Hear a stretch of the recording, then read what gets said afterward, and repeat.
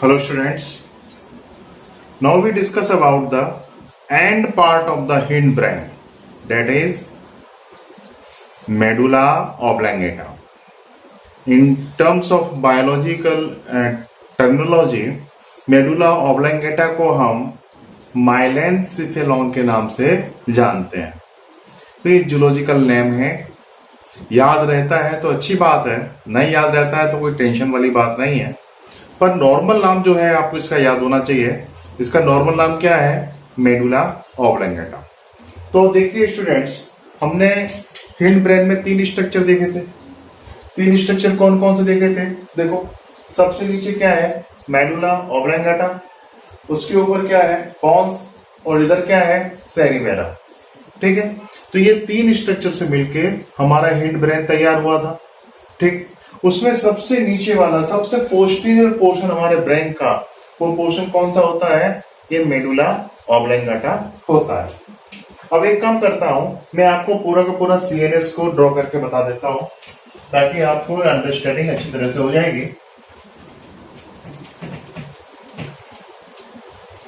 तो देखिए, ये हमारा साइड से बात करें तो ये हमारा सेरिब्रम, ठीक है, ये सेरिब्रम है। इसके नीचे की साइड में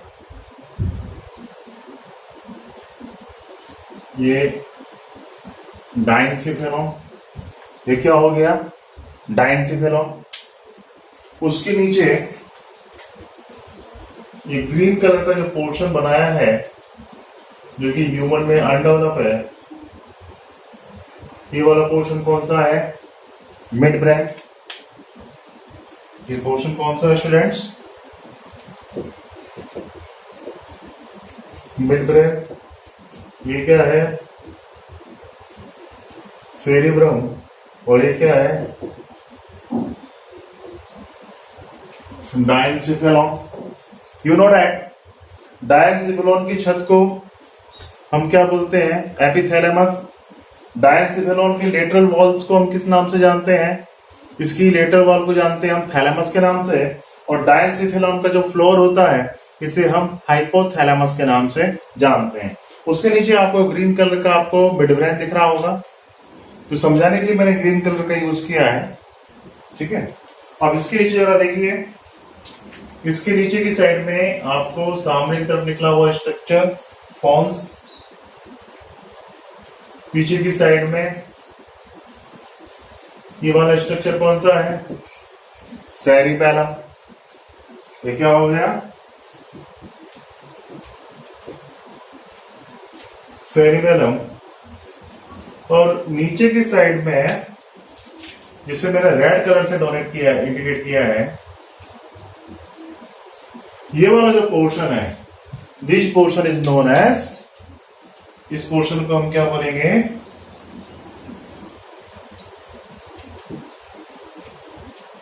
मेडुला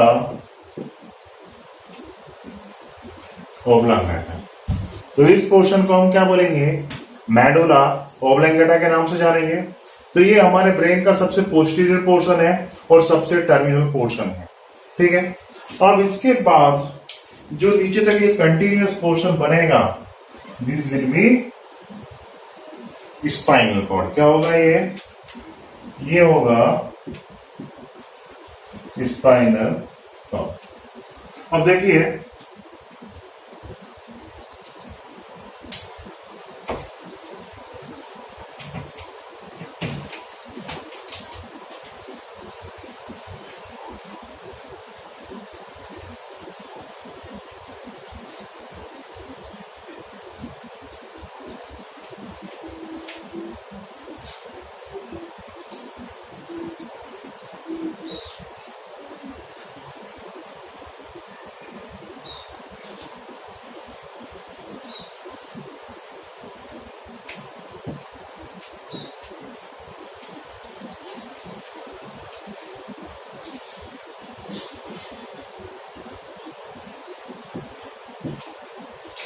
अब यहां पर एक चीज देखिए, ये हमारा क्रेनियम है। ब्रेन का जो कवरिंग बनाता है, इसे हम क्या बोलते हैं? क्रेनियम। और क्रेनियम में से एक ओपनिंग होती है जिसमें से कि मेडुला ऑब्लांगेटा कंटिन्यूअस नीचे की साइड में आता है। तो ये जो ओपनिंग है इसे हम बोलते हैं फोरामेन मैग्नम के नाम से जानते हैं। इसे हम क्या बोलेंगे?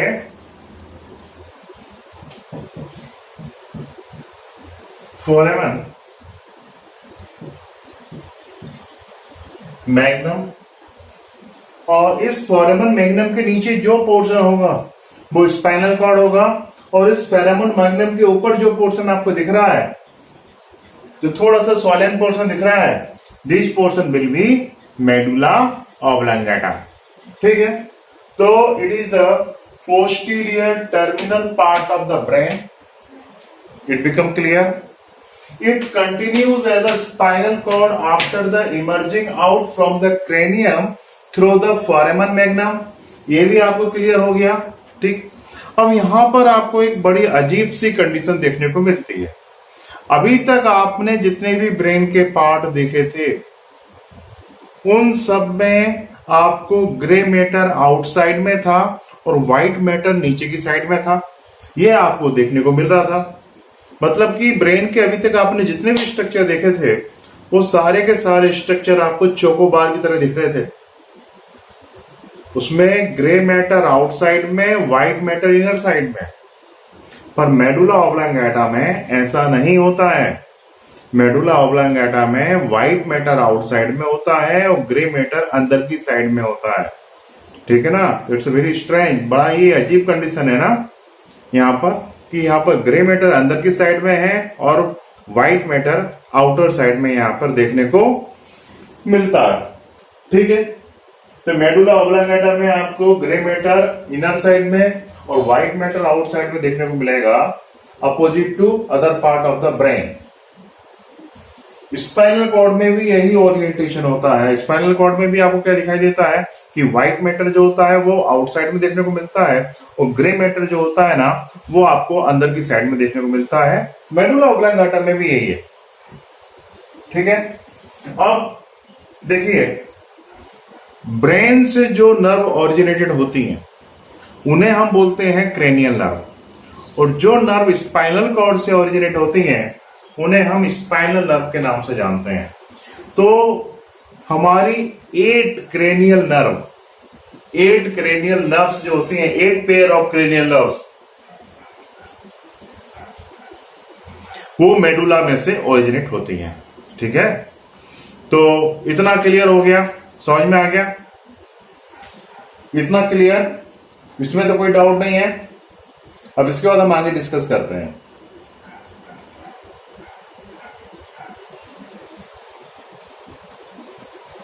तो स्टूडेंट्स, अभी तक जितना हमने डिस्कस किया वो आपको समझ में आ गया।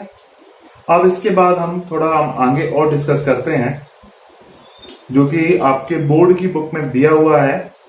तो जो भी मैं एक्सप्लेन कर रहा हूं इसको समझने के लिए आप बोर्ड की पुस्तक को जरूर रीड कीजिए। ठीक है, तो हम क्या देखते हैं स्टूडेंट्स कि हमारा जो मेडुला ऑब्लांगेटा है, इस मेडुला ऑब्लांगेटा में हमें डोर्सल साइड में, जो डोर्सल साइड में मेडुला ऑब्लांगेटा की जो रूफ है, जो छत है इसकी मेडुला ऑब्लांगेटा की, वहां पर आपको कुछ कलर पोर्शन देखने को मिलेगा। इस कलर पोर्शन को जो है हम पोस्टीरियर कोरॉइड प्लेक्सस के नाम से जानते हैं। और इस कोरॉइड प्लेक्सस में क्या होता है कि ब्लड कैपिलरी ढेर सारी जो है इससे कनेक्टेड होती हैं। किससे? कोरॉइड प्लेक्सस से कनेक्टेड होती हैं। और कोरॉइड प्लेक्सस क्या करता है? ब्लड को फिल्टर करके ब्लड से CSF, सेरिब्रो स्पाइनल फ्लूइड का फॉर्मेशन करता है। ठीक है, अब इसके साथ साथ हमारे मेडुला ऑब्लांगेटा में 3 ओपनिंग दिखाई देंगे जहां से CSF मेनिंजेस के बीच की जो कैविटी होती है उसमें पास आउट होता है। आपको पता है मेनिंजेस 3 होती हैं। कौन कौन सी 3 होती हैं? सबसे ऊपर वाला कौन सा होता है? सबसे ऊपर वाला 3 मैमल्स में 3 होती हैं। ठीक है, तो कौन कौन सी? सबसे ऊपर ड्यूरामेटर, बीच में आर्कनॉइड और नीचे पायमेट। तो इस तरह से 3 मेनिंजेस होती हैं और इनके बीच का जो स्पेस है जो सब ड्यूरल स्पेस है और सब एराक्नोइडल स्पेस है, उसमें जो सीएसएफ का जो ट्रांसफर हो रहा है वो ट्रांसफर किसके थ्रू होता है? मेडुला ऑब्लांगेटा के थ्रू होता है। मेडुला ऑब्लांगेटा में 3 ओपनिंग होते हैं। कौन कौन से 3 ओपनिंग होते हैं? पहला जो ओपनिंग है वो कौन सा है? A pair of lateral foramen of Luschka. तो 2 तो क्या हो गए? A pair of lateral foramen of Luschka हो गया, ये 2। और एक होता है मीडियन फोरामेन ऑफ मेगेंडी, ये 1। तो इस तरह से 3 हमारे ओपनिंग होते हैं। कहां पर? मेडुला ऑब्लांगेटा में, जहां से सीएसएफ इन मेनिंजेस के लिए ट्रांसफर होता है। ये क्लियर हो गया ना? समझ में आ गया? इसमें तो कोई कंफ्यूजन नहीं। अब इसके बाद now we discuss about the function of medulla oblongata. इतना हमने डिस्कस कर लिया, अब हम इसके फंक्शन को लेकर डिस्कस करते हैं students.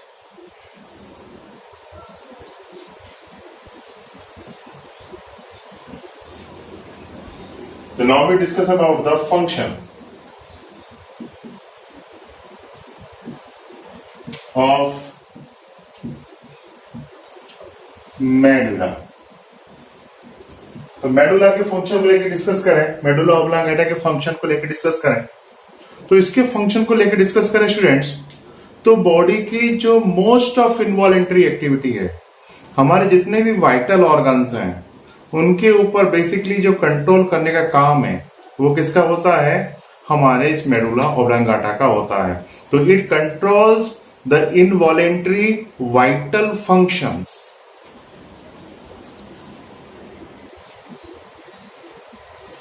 It controls the involuntary vital functions like heartbeat। तो स्टूडेंट्स, ये हमारी बॉडी की ढेर सारी इनवॉलेंट्री वाइटल एक्टिविटी के ऊपर कंट्रोल करता है, जैसे कि फॉर एग्जांपल हार्ट बीट। तो हार्ट बीट के ऊपर जो कंट्रोलिंग होता है वो हमारे मेडुला ऑब्लांगेटा का ही होता है। हार्ट बीट को बेसिकली स्लो करने का काम जो होता है वो हमारा मेडुला ऑब्लांगेटा करता है। यहां से एक वेगस नर्व निकलती है जो हार्ट को जाती है, और उसका जो वेगस नर्व के थ्रू जो है हार्ट की एक्टिविटी को बेसिकली जनरली स्लो डाउन किया जाता है। ठीक है, तो ये हमारे हार्ट के ऊपर कंट्रोल कर रहा है। हालांकि हमारा हार्ट मायोजेनिक होता है, तो बीट की इंफॉर्मेशन तो उसमें क्रिएट होती रहती है क्योंकि उसमें ऐसे नोड है, पर उस बीट को रेगुलेट करने का काम, थोड़ा बहुत कम करने का काम जो होता है वो किसका रहता है? हमारे मेडुला ऑब्लांगेटा का होता है। इसके अलावा हमारे मेडुला ऑब्लांगेटा में रेस्पिरेटरी सेंटर भी होते हैं। कौन सा सेंटर होगा यहाँ पे?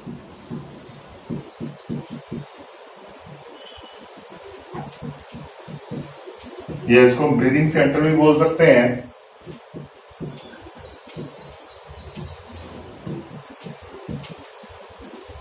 अब यहां पर देखिए, ब्रीदिंग के एक्चुअली 2 या 3 सेंटर्स होते हैं। तो उसमें से आपने न्यूमोटैक्सिक सेंटर कहां देखा आपने? पोन्स वेरुलाई के अंदर प्रेजेंट होता है। इसके अलावा हमारे ब्रीदिंग का डॉर्सल ग्रुप सेंटर और वेंट्रल ग्रुप जो सेंटर होता है वो कहां होता है? मेडुला ऑब्लांगेटा में होता है, जो नॉर्मल ब्रीदिंग को कंट्रोल करता है। तो ब्रीदिंग से रिलेटेड कौन कौन से centre? Dorsal group centre, dorsal group और वेंट्रल ग्रुप।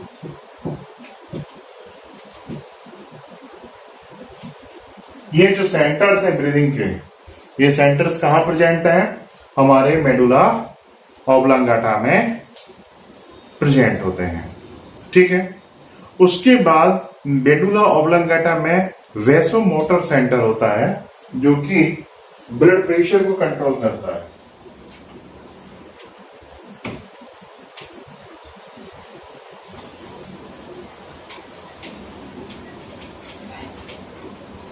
कौन सा सेंटर देखने को मिलेगा आपको यहां पर? Vasomotor centre. और ये किसको कंट्रोल करेगा?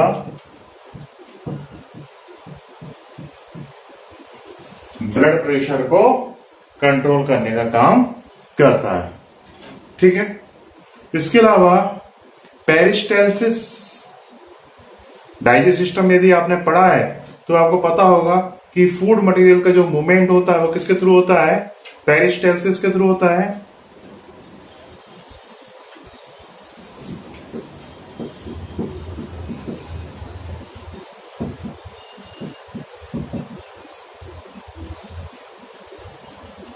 तो ये जो पेरिस्टालसिस होता है, इसको भी जो कंट्रोल करने का जो काम होता है वो हमारा ब्रेन ही करता है। पेरिस्टालसिस जैसे फूड मटेरियल जो जाता है हमारी एलिमेंट्री कैनाल में, वो कौन सी मूवमेंट से जाता है, पेरिस्टालसिस की एक्टिविटी से जाता है ना। तो इसके ऊपर कंट्रोलिंग कौन कर रहा है, कंट्रोलिंग करने का काम किसका है, मेडुला ऑब्लांगाटा का होता है। ठीक है, तो ये क्लियर हो गया। इसके अलावा it control the non vital reflex activity.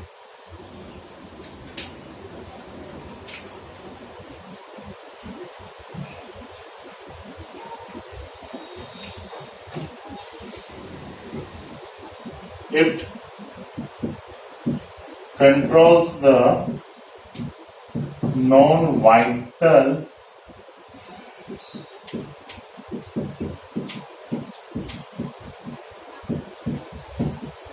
Reflex activity. तो हमारी बॉडी में ढेर सारे नॉन वाइटल रिफ्लेक्स एक्टिविटी होती है, उन्हें ये कंट्रोल करने का काम करता है।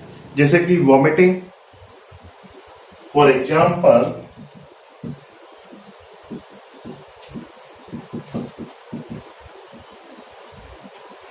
ये वॉमिटिंग को कंट्रोल करेगा। तो हमारे जो ब्रेन में वॉमिटिंग सेंटर होता है, वो वॉमिटिंग सेंटर कहाँ होता है, मेडुला ऑब्लांगाटा में होता है। आपने देखा है कुछ बच्चों को वॉमिटिंग की शिकायत होती है, जैसे मान लीजिए वो ट्रेवलिंग करते हैं एसटी बस में, तो ट्रेवलिंग में उन्हें चक्कर आना चालू हो जाते हैं, वॉमिटिंग चालू हो जाती है। तो कुछ टेबलेट्स आती हैं जो वॉमिटिंग को रोकने का काम करती हैं। तो जो टेबलेट वॉमिटिंग को रोकने का काम करती हैं वो हमारे इस सेंटर को प्रभावित करती हैं। ठीक है ना, तो this tablet affect the centre of vomiting of medulla oblongata. It become clear. तो वॉमिटिंग में कोई कंफ्यूजन नहीं, इट बिकम क्लियर। इसके अलावा कफिंग,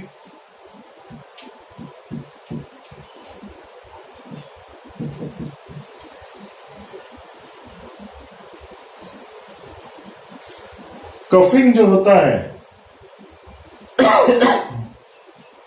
इसको भी कंट्रोल कौन करता है, इसका भी जो सेंटर होता है वो हमारे मेडुला ऑब्लांगाटा में होता है। ठीक है, तो कफिंग सेंटर यहीं पे है। उसके बाद लाफिंग सेंटर,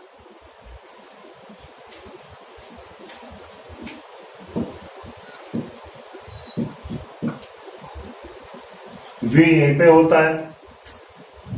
हम लोग जो हंसते हैं, हंसने का जो पैटर्न है, ये सेंटर सब कहां पर है, ये हमारे मेडुला ऑब्लांगाटा में होता है। उसके बाद स्नीजिंग,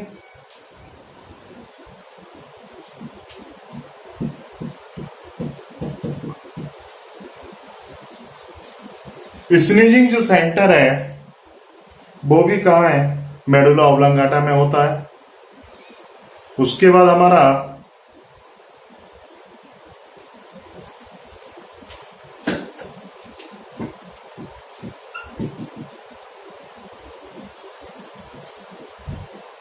यॉर्निंग सेंटर जो होता है, उबासी लेना, जमाई लेना, इसका जो सेंटर होता है वो भी कहाँ होता है, मेडुला ऑब्लांगाटा में होता है। स्नीजिंग के बाद नेक्स्ट है हिक्कपिंग, इसका भी जो सेंटर होता है वो मेडुला ऑब्लांगाटा में होता है।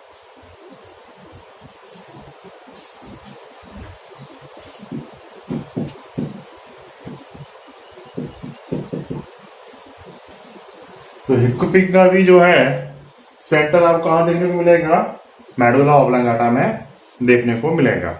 ठीक है, तो medulla oblongata is the main pathway between the medulla oblongata जो है ये हमारा मेन पाथवे है, जिससे कि इंफॉर्मेशंस स्पाइनल कॉर्ड से कहा जा रही हैं, ब्रेन को जा रही हैं, और ब्रेन से इंफॉर्मेशन स्पाइनल कॉर्ड को जो आ रही है, इसका जो मेन पाथवे है वो पाथवे हमारा कौन सा है, मेडुला ऑब्लांगाटा।